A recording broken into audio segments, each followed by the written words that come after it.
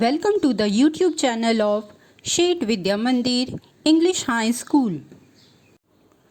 Dear children of class 7th CBSE, myself Rashmi, your science teacher, and today we will start our new chapter, that is chapter number 12, Reproduction in Plants.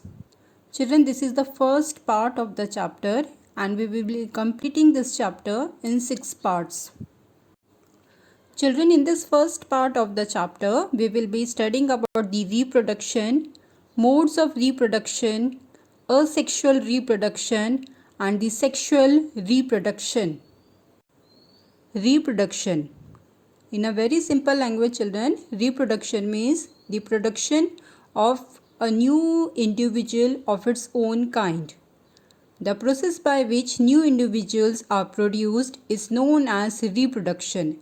Children, this is the definition of the word reproduction. Reproduction is one of the important life processes and is essential for the preservation of the species. The reproduction increases the number of members of a species and also preserves its kind. Mode of reproduction.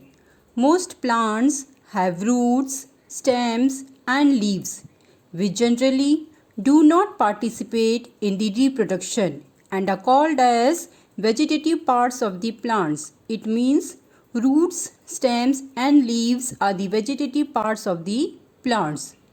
The flower perform the function of the reproduction in plants. They turn into fruits which carry the seeds, and the seeds germinate into the new plant. Flowers are therefore termed as the reproductive part of the plants. A flower may have either the male part or the female part or both the male and the female parts. Based on this, reproduction has been classified as the sexual reproduction and the asexual reproduction. Asexual reproduction. In asexual reproduction, plants give rise to new plants without seeds. Various modes of asexual reproduction in plants are vegetative propagation, budding, fragmentation and the spore formation. Sexual reproduction. In sexual reproduction, new plants are obtained from seeds. It involves both the male and female part of the plants to produce seeds.